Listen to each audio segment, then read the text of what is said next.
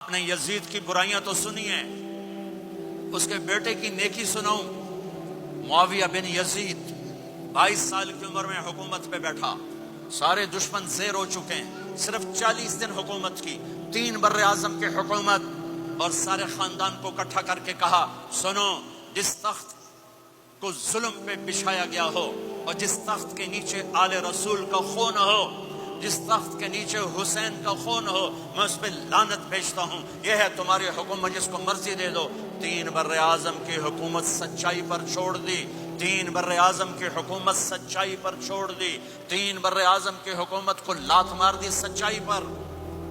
سچ بولو، سچ بولو، پیسہ بچانے کے لیے جھوٹ نہ بولو، ٹیکس بچانے کے لیے جھوٹ نہ بولو۔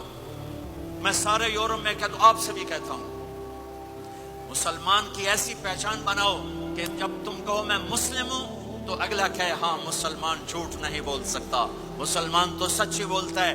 اپنے ایمان کو، اخلاق کو یہاں تک لے جاؤ کہ آپ اور سچ ایک ہو جاؤ، آپ اور سچائی ایک ہو جاؤ، آپ اور سچائی ایک ہو جاؤ۔ لیکن رونا دھونا یہ ہے کہ سارا جھوٹ امت میں آ کے پھنسا ہوا ہے۔ فرانس میں تھا ایک بڑا تاجر ہمارے گجرات کی، کہا جی فلانے بندے میرے 5 لاکھ یورو مار لیں۔ میں نے کہا یہ جو فرینچ ہیں گورے، یہ بھی ایک دوسرے کے پیسے مارتے ہیں؟ کہنے لگا جی نہیں۔ میں نے کہا کیوں؟ کہ وہ سارا لکھت پڑھت ہوتی ہے، کمپیوٹر ہوتا ہے، مار نہیں سکتے۔ میں نے کہا پھر تم کیوں نہیں لکھت پڑھت کرتے؟ کہا جی پھر ٹیکس دینا پڑتا ہے۔ میں کہا 5 لاکھ کا ٹیکس لگا گیا ہے، اس سے اچھا نہیں تھا تو 2 لاکھ ٹیکس دے لیتا اور تیرا ضمیر بھی زندہ ہوتا اور تو سکھ کی نیند سوتا۔